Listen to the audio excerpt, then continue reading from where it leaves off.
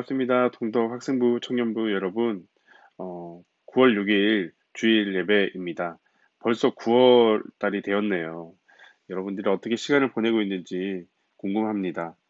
오늘은 특별히 영상 안에 서프라이즈한 그 클립이 있습니다. 여러분 기대하시고 먼저 우리가 예배함으로 또 우리의 마음을 기도함으로 먼저 찬양을 함께 하며 또 나가도록 하겠습니다.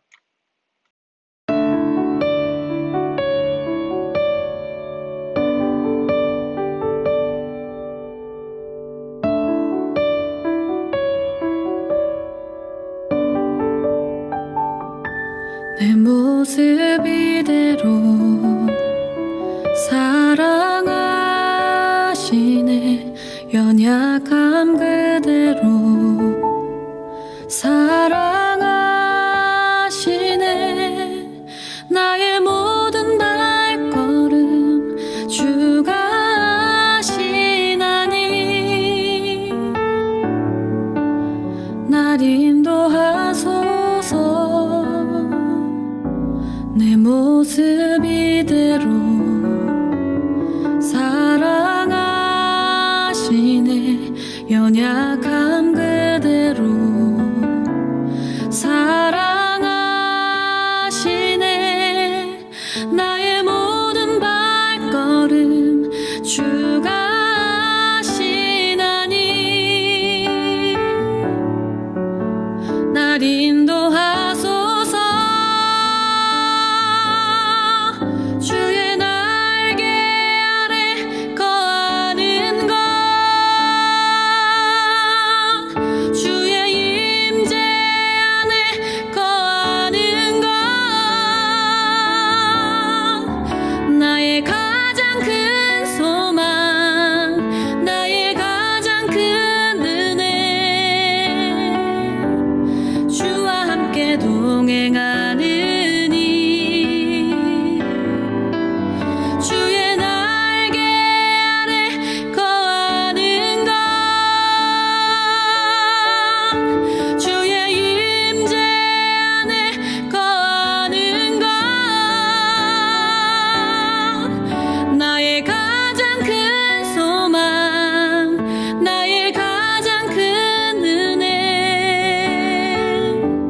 주와 함께 동행하느니.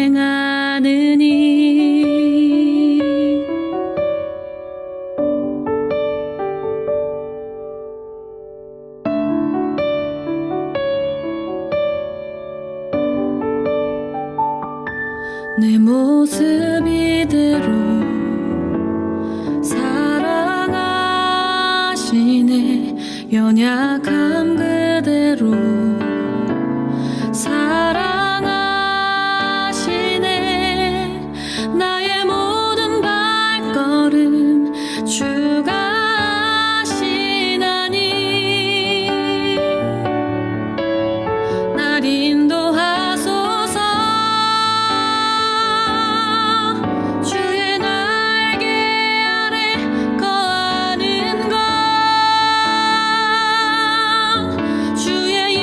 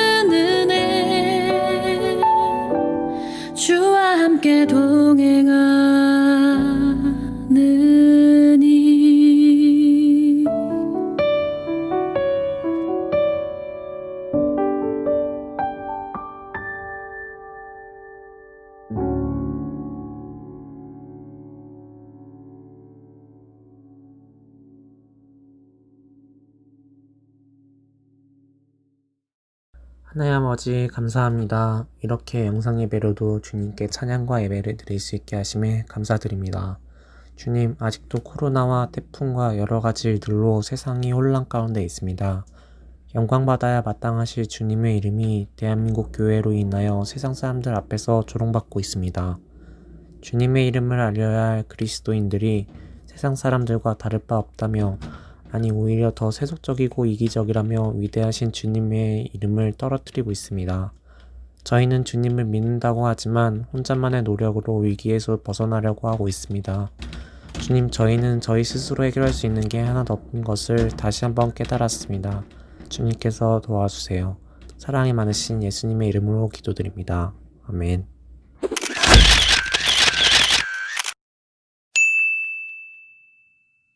필승 해병대 2사단 본부대대 군악대 1병 박동진입니다.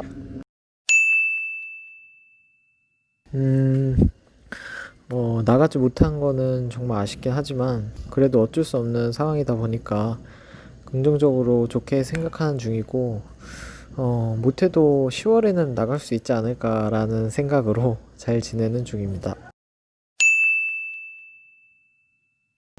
일단 밖에 코로나 난리던데 다들 개인 건강 잘 챙기고 모이지 못하는 지금 각자 위치에서 신앙생활 잘 하길 바라고, 다들 잘 지내다 휴가 때 봐.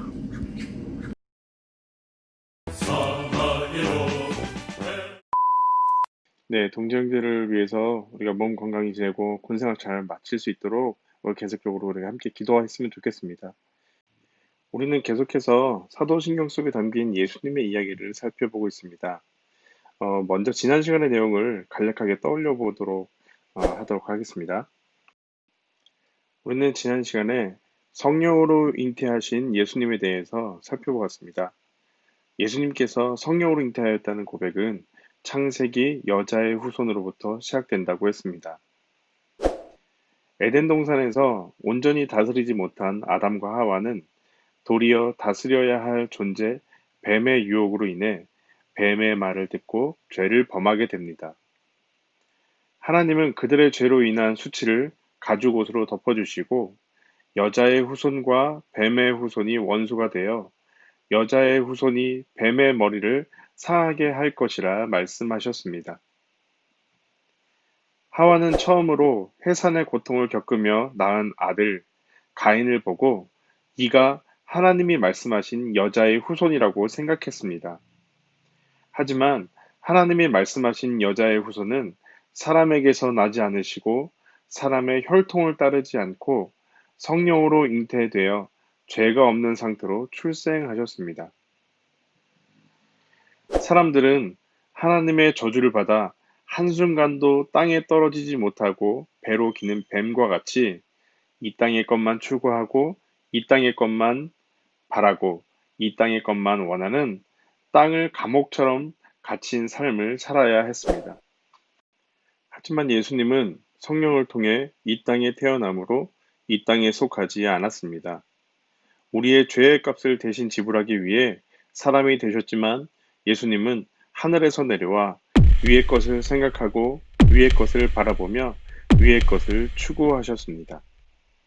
비록 두 다리는 땅을 밟고 있었지만 예수님은 이 세상이 아닌 하늘에 속하였습니다.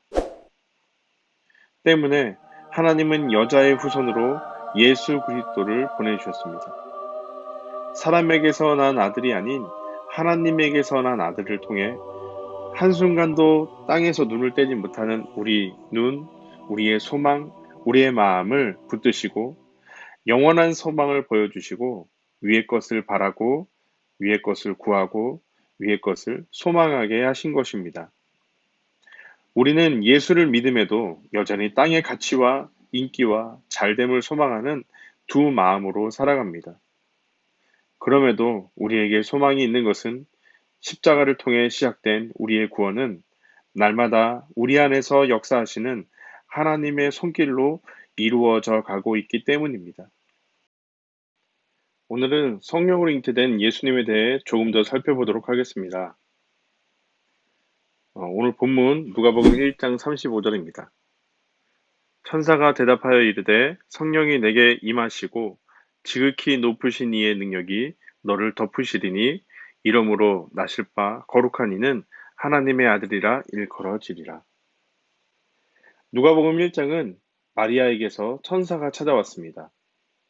천사는 처녀인 마리아에게 아이를 낳게 될 것에 대해 미리 말을 해주고 바로 그 낳게 될 그 아이가 하나님의 아들이라고 전해줍니다. 여기서 우리는 오늘 본문에 임하시고라는 단어에 주목해야 합니다. 여기서 임하다라는 단어는 사도행전 1장에서 사용된 단어와 같은 단어입니다. 오직 성령이 너희에게 임하시면이라고 보여지죠? 네, 우리가 잘 아는 이 성구의 내용도 이미 구약에 약속되었던 이사야 32장 15절의 약속의 구절이 근거되어서 사도행전 1장 8절이 된 것입니다. 여기서도 마침내 위에서 영을 우리에게 부어주시리니 따라서 임하시고는 하나님의 백성에게 임하는 하나님의 임재를 묘사할 때 사용되는 단어임을 알 수 있습니다. 때문에 오늘 본문에 마리아에게 임하시고 하나님의 능력이 너를 덮으심으로 처녀임에도 임신하게 되었던 건 역시 하나님의 영이 마리아에게 임재하신 것임을 우린 잘 이해할 수 있습니다. 또한 본문에 덮으시리니라는 단어 역시 하나님의 영광이 임재하는 표현을 할 때 쓰이는 말입니다. 그래서 오늘 핵심이 되는 두 단어 임하시고와 덮으시리니의 단어를 기억하며 오늘 말씀을 한번 유심히 잘 들어보는 시간이 되었으면 좋겠습니다. 이번에는 덮으시리니에 대해서 함께 살펴보겠습니다. 구약에서 출애굽한 이스라엘 백성들은 광야의 생활을 하게 됩니다. 이때 여호와의 영광을 상징하는 구름이 충만하게 임할 때에 바로 덮음이라는 단어가 사용됩니다. 모세가 회막에 들어갈 수 없었으니 이는 구름이 회막 위에 덮이고 여호와의 영광이 성막에 충만함이었으며 바로 그 여호와의 영광의 덮음은 때때로 새 날개의 덮음으로도 또 구약의 다른 성경에서 표현되기도 합니다. 시편 91편 4절에 보면 그가 너를 그의 깃으로 덮으시리니 라고 되어 있습니다. 여기에서의 덮으시리니가 바로 앞에 출애굽기에 구름이 회막에 덮이고에 쓰여진 이 덮이고와 동일한 단어를 사용하고 있습니다. 그 덮다라는 개념은 창세기 1장 2절에 땅이 혼돈하고 공허하며 흑암의 깊음 위에 있고 하나님의 영은 수면 위에 뭐하고 있다고 말하죠? 운행하시다라고 말하는데 바로 이때 라하프라는 히브리어 단어에서 출발하게 된 개념입니다. 이 라하프라는 단어의 뜻은 사진처럼 암탉이 달걀을 품은 것 같은 상태라는 뜻을 담고 있어요. 암탉이 달걀을 품고 있으면 이제 어떤 일이 일어나게 되죠? 네, 달걀 속에서 바로 새로운 생명, 병아리가 태어나게 됩니다. 그러니까 우리는 성경의 여러 표현 갖고 여러 이야기를 갖지만 우리가 앞서서 본 것처럼 덮으시리니, 덮이고, 그 날개로 덮으며라는 무언가 덮여지는 이야기를 살펴보면 바로 여호와의 영광이 구름으로 이스라엘 백성을 덮으심, 하나님의 백성을 하나님이 새의 날개처럼 덮어 방패가 되시고 보호하시는 것, 바로 보호하시고 지키시고 그 속에서 새로운 생명이 시작되는 것을 담고 있는 바로 구원의 이야기를 깔고 있는 것입니다. 바로 이 덮어줌의 이야기는 성경에 룻기라는 이야기가 있는데 룻기서에서도 또 나오게 됩니다. 성경에는 룻이라는 여자가 살았습니다. 유대인의 아내였지만 룻은 이방 여자였습니다. 얼마 지나지 않아 남편과 시아버지, 그 집안에 있는 모든 남자가 죽게 되었습니다. 시어머니는 남은 며느리들에게 이제 내가 아들을 낳아주는 것이 불가능하니 각자 너희 고향으로 돌아가라 말합니다. 하지만 룻은 어머니와 함께 살겠다 말하였습니다. 큰 기근에 여자 둘이서 사는 것은 그 당시 참 힘겨웠습니다. 남자들이 곡식을 거둘 때 흘린 나달대를 모아서 겨우겨우 근근히 살아갔습니다. 이때 보아스라는 사람의 눈에 룻이 들어오게 됩니다. 이후 보아스의 은혜를 입어 룻은 보다 마음을 놓고 곡식을 주울 수 있었고 또 남자들과 함께 식사를 함께 할 수 있었습니다. 이후 시어머니의 말씀을 듣고 룻은 보아스의 곁으로 가서 이렇게 고백합니다. 당신의 옷자락을 펴 당신의 여종을 덮으소서. 여기서도 우리가 계속 보고 있는 익숙한 단어가 하나 보이지 않습니까? 바로 덮다라는 단어입니다. 고대 시대 때에는 신랑이 옷자락으로 신부를 덮으면 그것이 곧 혼인의 증표였습니다. 룻은 남편을 잃은 과부, 또한 이방 여자, 남편이 없기 때문에 이제는 아이도 출산할 수 없는 그런 여자의 모습이었습니다. 이때 보아스가 룻과 결혼을 하면서 그 집안에 다시금 기업을 이을 수 있는 물을 자가 되었고 바로 그 보아스를 통해 룻은 새로운 생명을 출산하여 그 아기를 통해 이후로 보면 바로 예수님을 낳는 혈통으로서 있는 모습을 잊게 되는 것입니다. 역시 보아스의 옷자락에 룻이 그 이불에 덮어지면서 룻의 삶은 은혜를 입게 되는 이야기입니다. 이러한 덮음의 이야기는 성경의 법궤의 이야기에서도 나타납니다. 하나님이 모세에게 말씀하신 대로 만든 법궤는 대략 여러분이 보시는 이러한 그림과 같습니다. 법궤는 궤와 그리고 궤를 덮는 속죄소로 구분이 됩니다.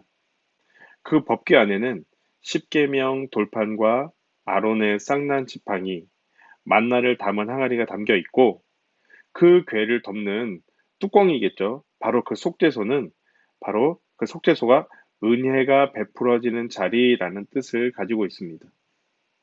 속죄소 위에는 그 그림에 잠깐 잘 안 보이시겠지만 날개가처럼 같은 게 보이죠. 두 천사가 웅크리고 있는 모습인데 고개를 숙이고 날개로 덮고 있는 모습을 하고 있습니다. 여기서 천사들은 그 고개를 숙이며 주시하고 있는 것인데 뭐냐면 법궤 안에 있는 이 세 가지 십계명 돌판, 아론의 쌍난 지팡이, 만나를 담은 항아리를 주시하고 있습니다.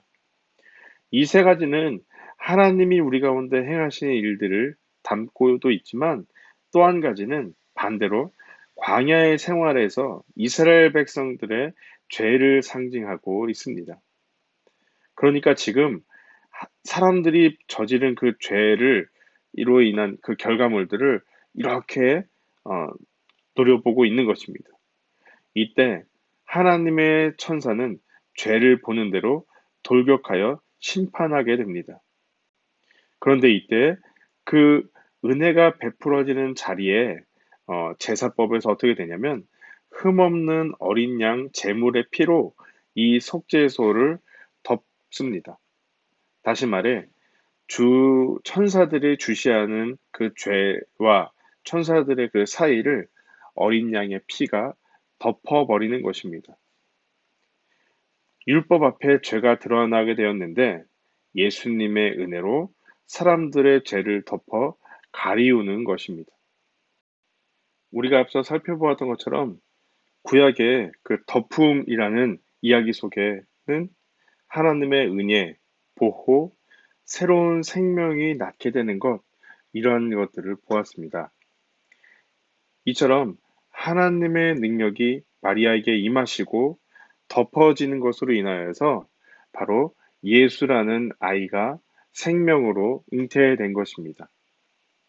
따라서 아기 예수의 탄생에 대한 마리아의 남편은 먼저는 성령으로 잉태하게 된 하나님이 마리아의 참 남편이 되심을 알 수 있습니다. 때문에 예수님은 요셉의 아들이기 전에 바로 하나님의 아들이 되는 것입니다. 하나님의 아들로서 오신 예수님은 우리의 모든 죄와 허물을 또한 십자가와 십자가의 그 흘리신 피로 덮어주었습니다. 그리고 그 덮어짐을 통해 새로운 생명이 탄생하듯 우리의 옛사람은 십자가에서 죽게 되었고 바로 예수 그리스도의 은혜로 십자가의 그 피로 인해 새롭게 태어난 새 사람이 되었다 성경은 말해줍니다. 죄와 허물로 종노릇하던 자들의 모습에서 이제는 하나님을 아빠, 아버지라고 부르는 새로운 자녀가 되었다고 성경은 말합니다.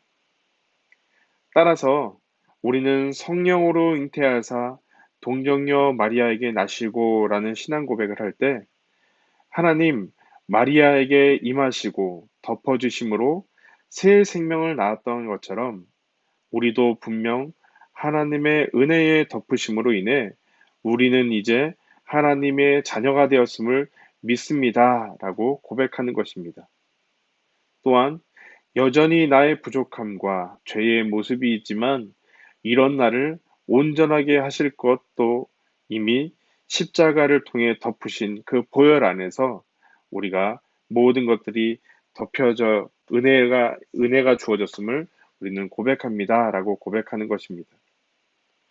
우리에게 이루신 구원을 학교, 가정, 일터에서 우리의 일상의 삶 가운데에서 때론 이 어려운 코로나의 시기 가운데에서도 바로 하나님이 우리에게 이루신 구원을 배우는 우리 동덕 학생부와 청년부가 되기를 기도합니다.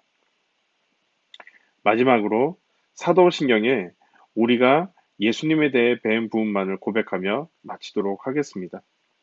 나는 그의 유일하신 아들 우리 주 예수 그리스도를 믿습니다. 그는 성령으로 잉태되어 동정녀 마리아에게서 나시고 주기도문으로 예배를 마치겠습니다. 하늘에 계신 우리 아버지, 아버지의 이름을 거룩하게 하시며 아버지의 나라가 오게 하시며 아버지의 뜻이 하늘에서와 같이 땅에서도 이루어지게 하소서. 오늘 우리에게 일용할 양식을 주시고 우리가 우리에게 잘못한 사람을 용서하여 준 것 같이 우리 죄를 용서해 주시고 우리를 시험에 빠지지 않게 하시고 악에서 구하소서.